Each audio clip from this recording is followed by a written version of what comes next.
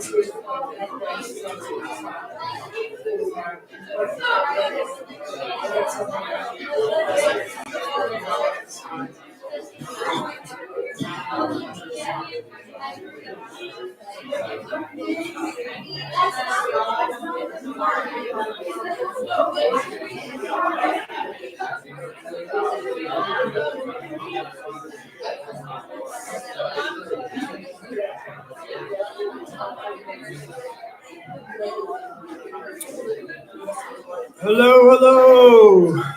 Welcome, everyone. Who's freaking cold?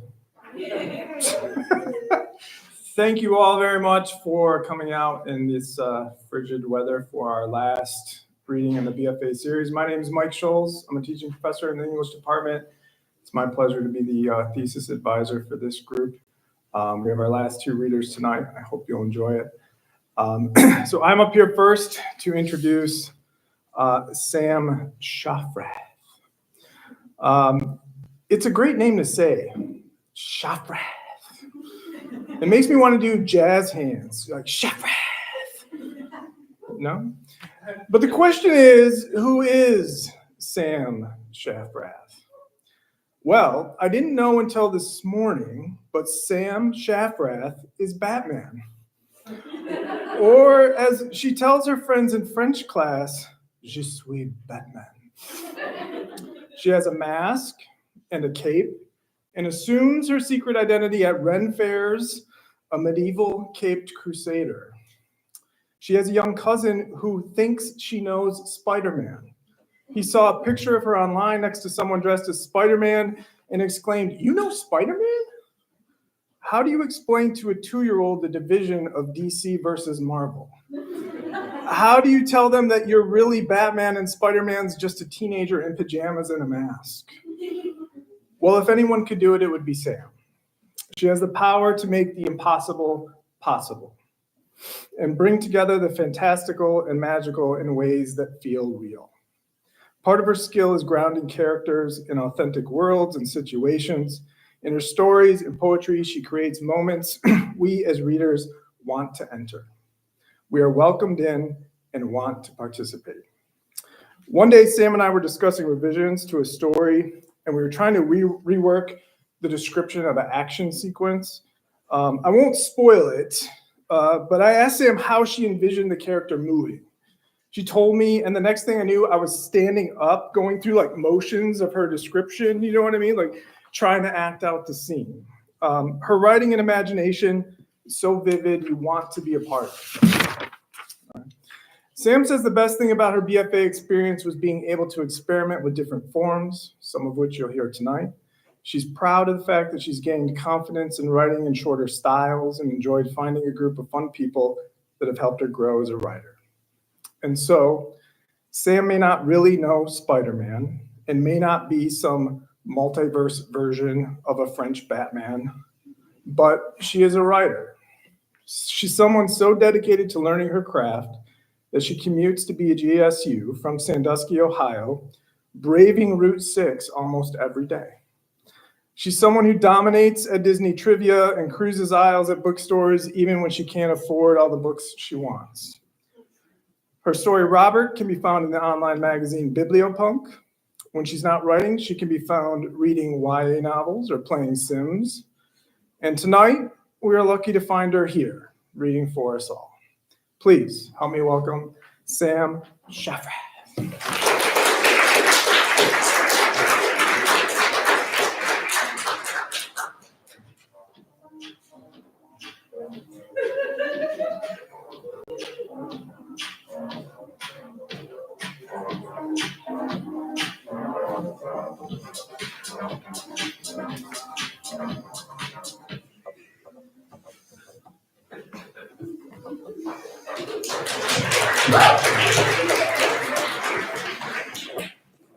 Thank you very much, Mike, for that lovely introduction. Je suis Batman.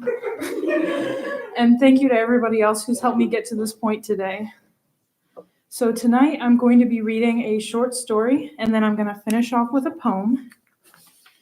My short story is titled Caput Mortem, and that will become important later on. I'm not going to give any spoilers, but it is about a brother-sister duo named Ellis and Ezra, who are alchemists and find themselves in a situation. I enjoy writing about fantasy and magical worlds as a form of escape, but also so that I can work with different rules and create my own fun scenarios. And I like creating compelling characters who you either love to love or love to hate. So without further ado, this is Caput Mortem. Ezra held on to his spark of hope as the spell he cast took form in the palm of his black, leather-clad hand. He'd done exactly as his sister's spell book proclaimed, a dusting of onyx powder, 3 blades of dewy grass, and a sprinkling of rosemary. He watched as it fizzled out in his hands to a pile of dust, and the remnants of the failed spell trickled to the ground as he clenched his fist. Snails, he cursed, pounding his hand on the oak table. A glass jar of pine needles brining with lavender and lemon water tipped at the force, threatening to fall. Careful, his sister Ellis chided as she snatched the jar. Those have been soaking for over a week. I need them for Mrs. O'Brill's new garden charm. Is she keeping the flies away? Ezra asked, reaching for the broom and dustpan, or the bug-eyed neighbors.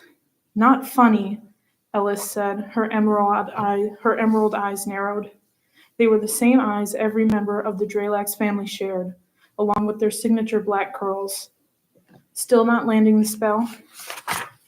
It's impossible, Ezra whined, crossing his arms over his chest and turning his gaze towards the steps in the far corner of the room. The movement cast a shadow on the left side of his face from the wooden candlelight chandelier that hung from the ceiling of their basement and alchemy lab. The room was open and composed of limestone floors and walls lined with wooden shelves holding a variety of ingredients. A few barrels in front of the shelves held the items they needed in higher demand. The wooden stairs along with a small window to cast natural light in the daytime. It was night now, though, so the corner was dark. The only other object in the room was a large wooden table that sat in the center, designated for their magical needs. The spell is not impossible, Ellis said, crossing the room and giving her brother a supportive smile. You'll get a hang of it soon. You've only been 13 for a few months. I know, he said as he turned to his sister. But it's so stupid. It's so basic. Who told you that pollination powder was basic? Certainly not me. Yeah. Hey, Ellis said, raising her hand to rest on his shoulder. Don't be too hard on yourself. We can figure it out. Together. Okay, Ezra said, offering his sister a small smile. But we figure it out in the morning. I'm exhausted. Clean this up. I'm going to bed. Night, Lissy, Ezra called after his sister. He listened as she ascended the staircase, his hands clutching the edge of the crafting table. Once the echo of her steps grew faint, and Ezra heard Ellis open and close her bedroom door, he knew that his real work could begin. Ezra dusted his sister's prissy ingredients aside with a huff. Lavender? Rosemary? Who needed them? The soft floral notes stung his nose hairs like lemon juice. The herbal ingredients that his family were known to manipulate proved much too tame for Ezra's taste, much too sweet. He preferred tougher, stronger ingredients. On the floor below the lowest shelf in the darkest corner of the room, Ezra kept an ebony satchel the perfect size for the companion journal meant to be kept inside. As he threw the satchel open, the smell of salt replaced the floral perfuming scents of his sister's spells. He mentally checked off needed ingredients and removed them from the bag. Vials of basil, jars of snakeskin, essence of green apple. Most of his sister's ingredients were unusable to him. The marinating pine needles would be great for his own personal uses. With lemon and lavender, however, they were useless. Ezra stalked to the corner of the room to a barrel marked oak sticks. He always kept the barrel full. After prying off the lid, he reached down to the bottom and pulled out the black leather duffel bag, full of his specialty ingredients and his own personal spellbook. He jumped at a sudden tapping and he collected and stuffed the items already pulled out into his coat. Turning to the small window, he saw a slight girl with pale blonde hair and pale blue eyes. Astrid. "Let me in," she whined, tapping her fingernails against the window. Ezra shushed her as he replaced the barrel's lid. She bit her dark-painted lips as she crossed her arms over her chest, replacing her hand taps with rapid foot taps. "Shut up! Ellis might hear you," Ezra scolded in a hush, rubbing his hands against his pants before he cranked open the window. "I can only give you a few inches, so you're going to have to shift." Ezra watched as Astrid shook herself out, crouching as her skin seemed to morph and fold with each movement. Her skin turned a sickly green as she laid flat and her stomach met the ground. Her legs stretched out behind her and fused together into one form that shrunk as the metamorphosis continued. Her arms stuck to her side and they merged with her body until she was one long, slithering creature. The only thing about her that didn't change was the icy blue color of her eyes, though her pupils shifted from circular to slitted. In the moonlight, they shimmered like two aquamarines. What used to be her human body was now a python. "Hurry up and then change back. I hate snakes," Ezra shivered as Astrid slithered through the crack in the window that sat just above the ground level. He turned his back to straighten up his ingredients. "Then I don't know why that's the creature you chose for me to shift into," Astrid said, crossing her arms over her chest again once she'd shifted back into the 14-year-old girl she was. Ezra turned away from his spellbook to face his best and only friend. "You're the one who wouldn't wait for me to scrape anything else together. Where's that straight-laced sister of yours?" "Sleeping, so be quiet." "Whatever," Astrid said, rolling her eyes. You do know why I came, right?" Ezra shrugged, pulling out a small cauldron from beneath the table as he mixed some of the basil and the stinger of a queen bee. Astrid was silent as she waited for Ezra to speak. "No," Ezra turned, annoyed and expectant. "I'm running out. Your stupid potion didn't last, and the last time I transformed I almost got caught. It didn't stick." "Fine, I'll whip up another one after I finish this quick switch. We've got to go fast. I was supposed to clean up and go right to bed." Astrid watched through narrowed eyes as Ezra grabbed a jar clearly labeled, "Ezra, do not touch." She snorted as he shot her a quick glare. "I know you're dying to know," Ezra offered, a smug expression painted on his face. "This is a little concoction of my sister's for some old hag's garden. Supposed to keep pests away or something like that. I don't know. She used pine needles for longevity. They usually represent an eternity and are only potent in some situations. They don't tend to lean magically in the way Ellis wanted them to. She's had them soaking up lavender-enhanced lemon water to set properly. It's quite the shame. They were almost done. But I could use these for my own intents and purposes. Since pine needles are intrinsically darker materials, one dip in my cauldron will completely taint them." Astrid listened as Ezra explained his careful movements, supported by the creaking of his leather gloves. She had an eyebrow raised in interest and interrupted before he could continue. "How do you know all of this? Could I make potions if I wanted to?" she asked. Ezra gave her a sideways expression she couldn't decipher. "Nah, it's my family's legacy. We are one of a few remaining blah blah blah. I don't really know." Ezra exhaled, the burden heavy in his voice. "But you don't need that anyway. You've got your own special talents." It was true. Astrid could read people exceptionally well. She came from a long line of non-magic users closer to the ethereal forces than most. Her family walked the line between magical and non-magical folk. "Oh well, continue with what you were doing," she urged, finding a small stool to sit on. Ezra walked to a small marble basin in the corner of the room with the jar of pine needles. The sink was juxtaposed against the dark stone and wood of the small basement. If he removed the needles and rinsed the jar, the spell could be reset. After he refilled the water from a small wooden bucket kept beneath, he went back to the table and pulled out a small, carefully sealed pouch full of a thick maroon powder. He sprinkled an abundance of it into the water, carefully replacing the lid of the jar and shaking the mixture until it was properly stirred. He replaced the pine needles and set the glass aside, cleaning up any remnants that remained of his sister's spell. "What was that?" Astrid asked, as a small smile spread on Ezra's face. "It's called Caput Mortem. It's very strong." "And what is it?" "It's a ground-up skull, basically." "And where did you get it?" Astrid asked, eyes wide.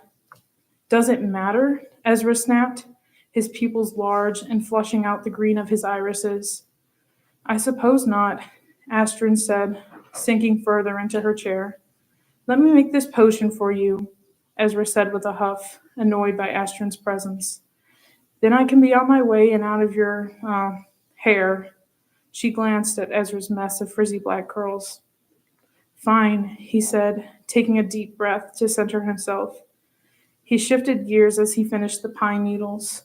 Spells and potion recipes that caused fundamental changes were the hardest to master. They were the ones that demanded the most precision and concentration. The alteration intended for the needles was one of transformation.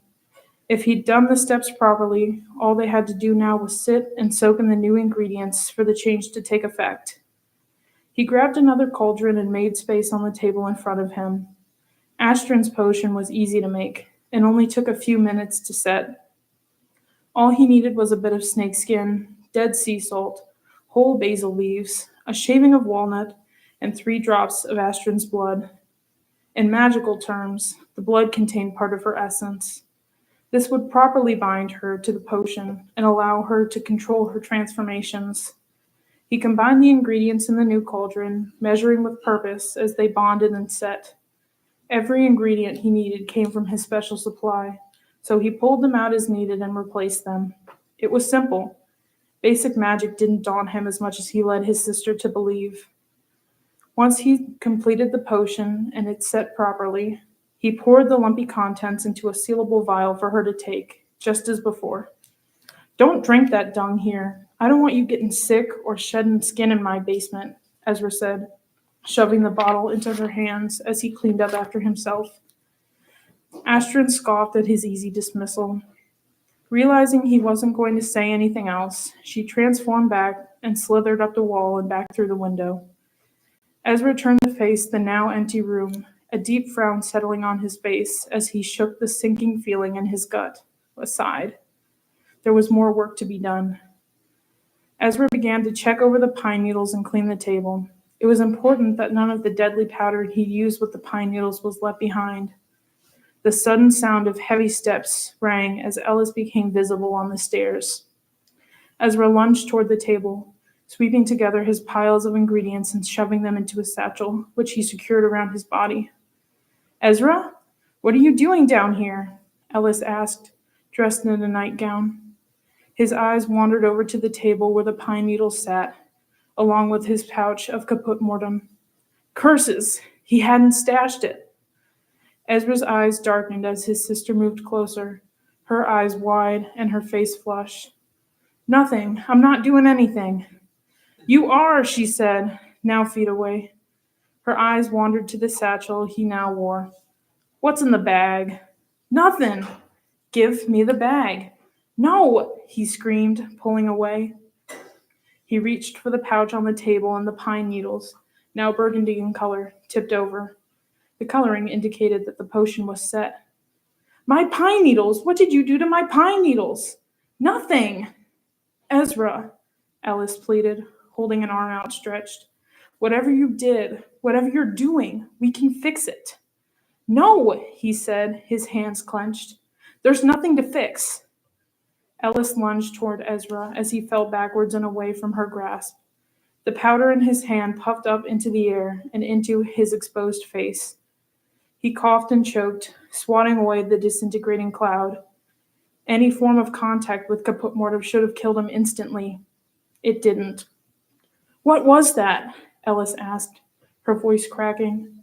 No matter how mad she was, he was still her younger brother. Ezra gave his sister a panicked glance, and she noticed his newly shrunken pupils. His normal emerald irises were now maroon, the same color as the powder. As he watched Ellis's concern grow, an overwhelming panic gripped him. His heartbeat felt too fast and constant, and his whole body was burning. Something was wrong. He didn't want Ellis there.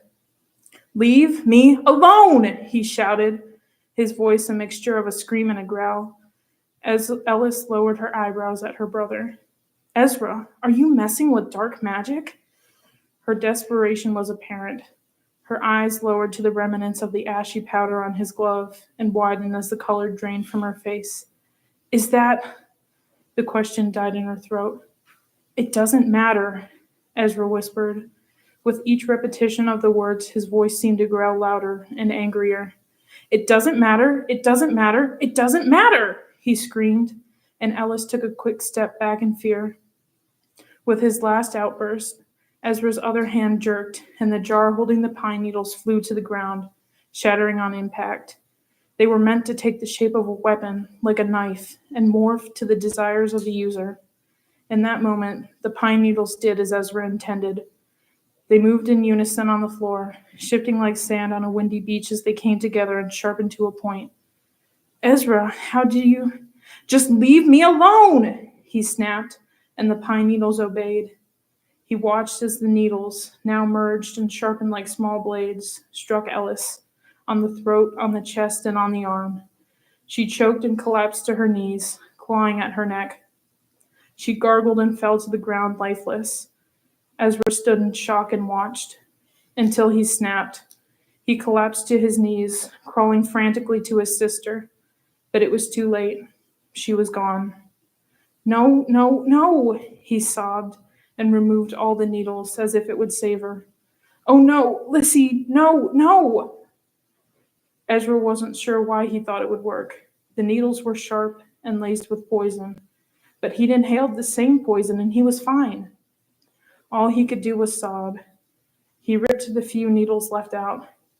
"Ellis!" he cried in desperation as tears welled in his eyes and an unwilling acceptance washed over him like a flood.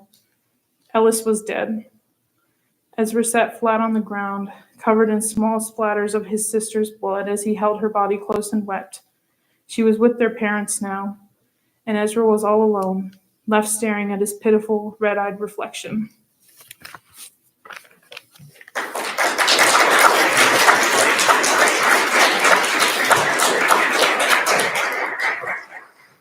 And then to round this off, I'm just going to read one of my poems. This poem is called A Cardinal, and this poem is about and dedicated to my grandmother. A Cardinal. Before we moved to the other side of town, my mother told me that one day my grandmother would be a cardinal. Grammy sat on a rocking chair in our living room, and the sun would rise, a shining halo around her graying head.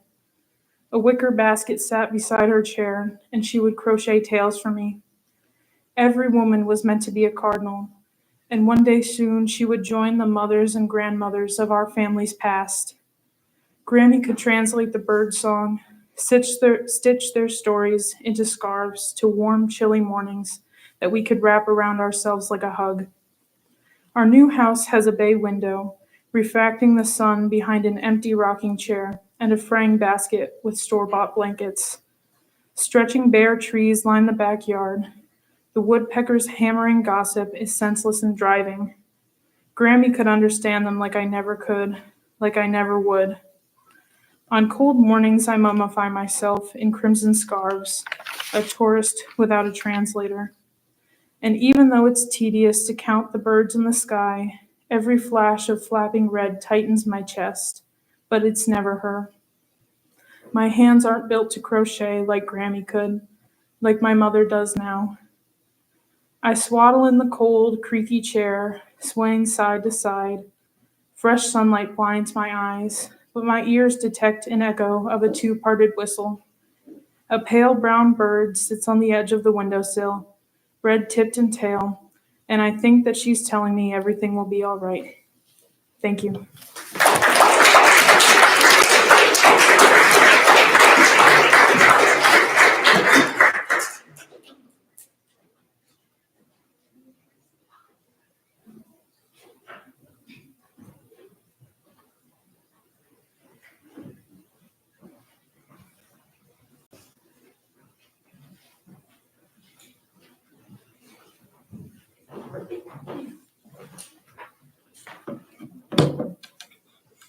Hello, everyone. My name is AJ Snell.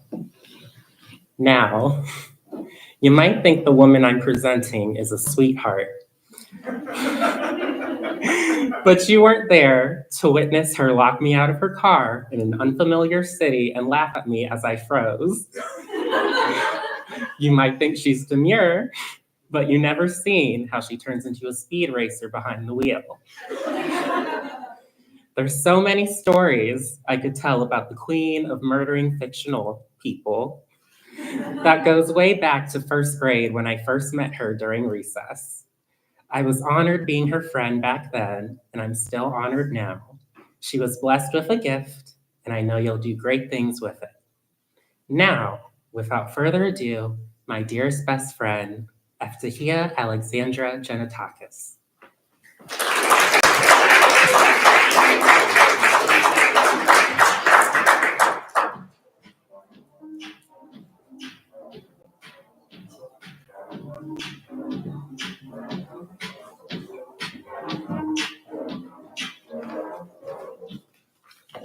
I'm not crying, you are.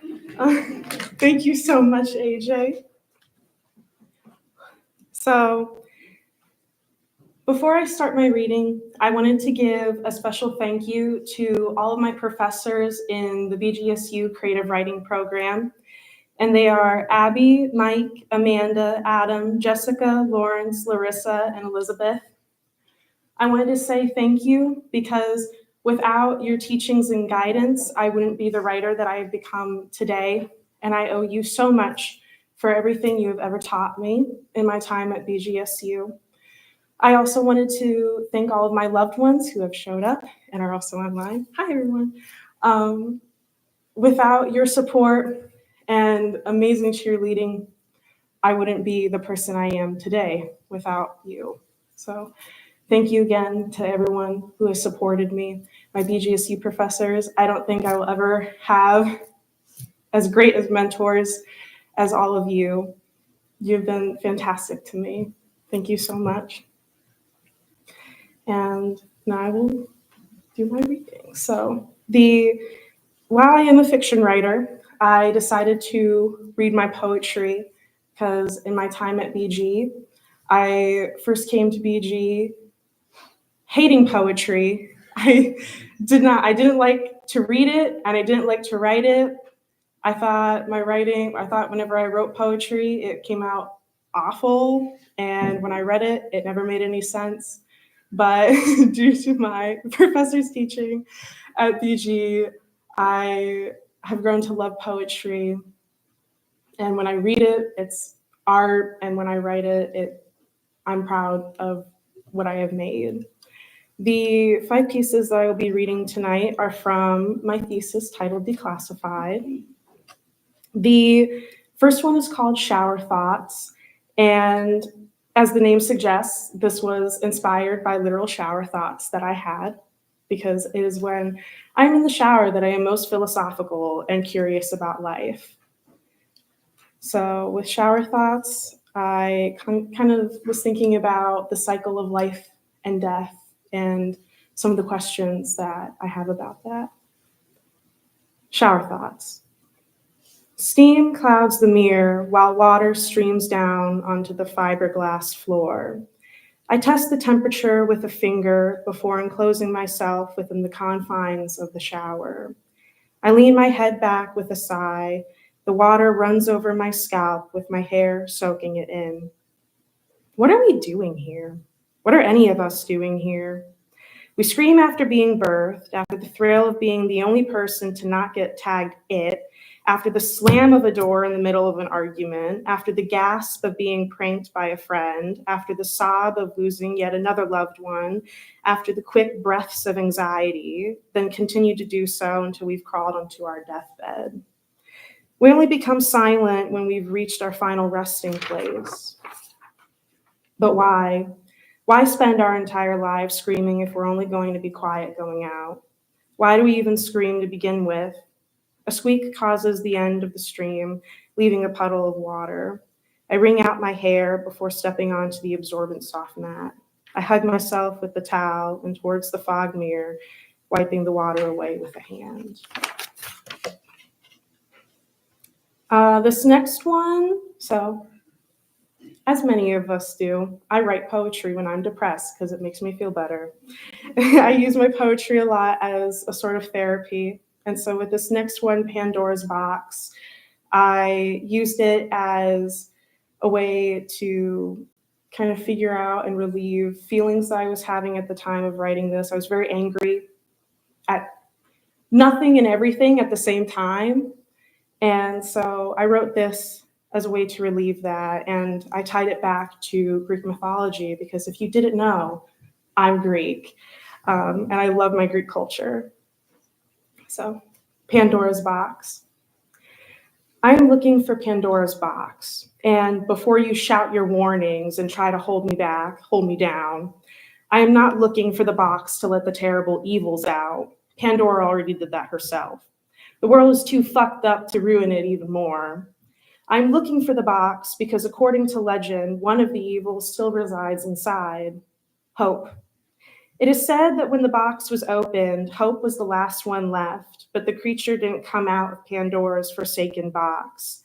It stayed inside and said in a quiet voice, "During a time when you think everything is lost, open this box again and I will aid." Then the small evil closed the box and has never been opened since. I am searching for the box to open it. The world is in a time where it has lost everything. It needs the aid of hope. I need the aid of hope.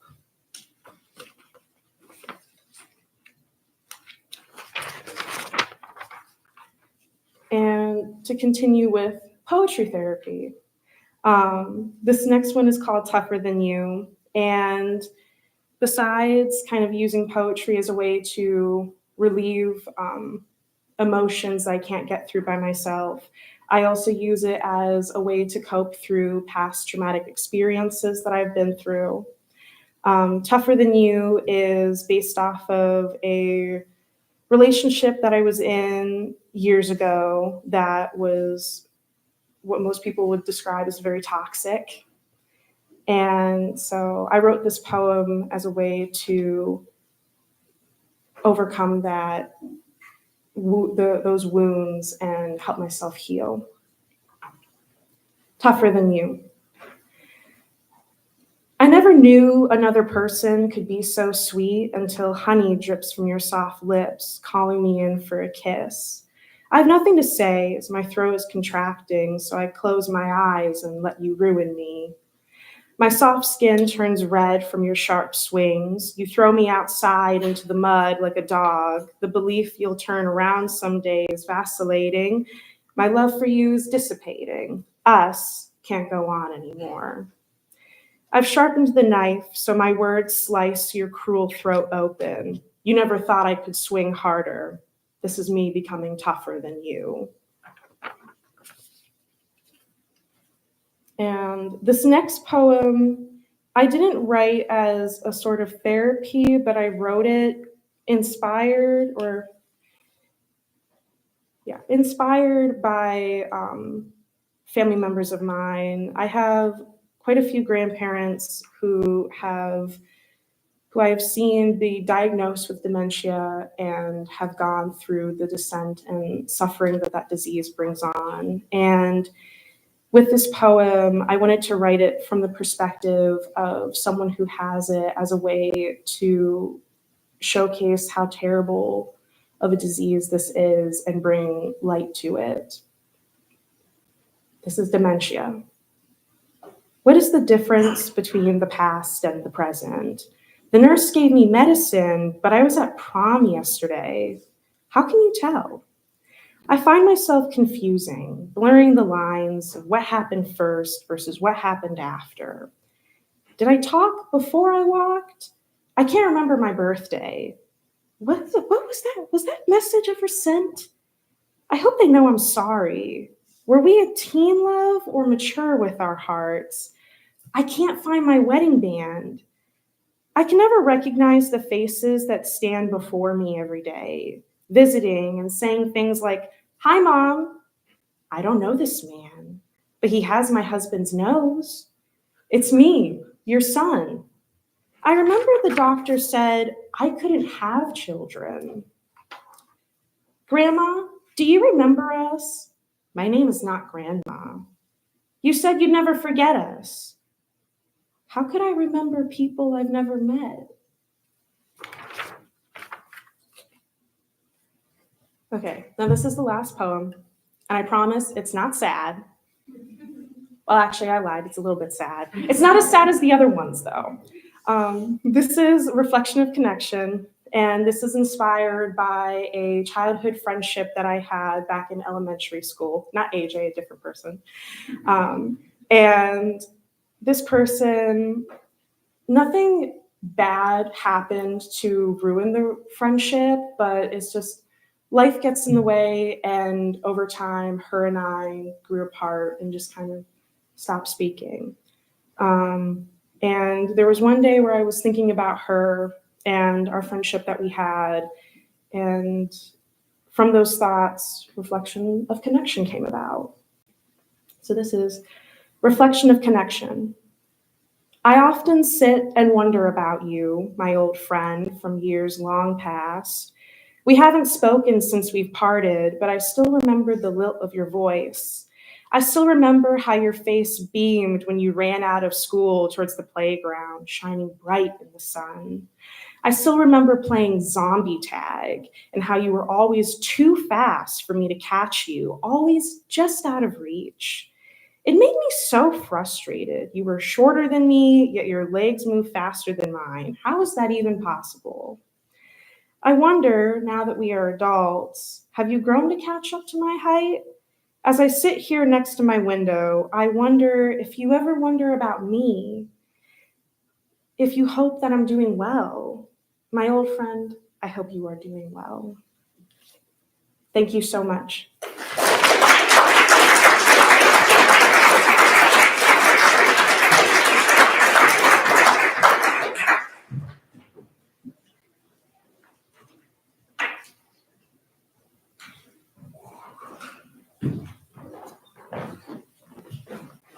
That's it. Have a wonderful last couple days of the semester. Good luck in exam week, all you out there. And thank you for braving the cold. Have a good night.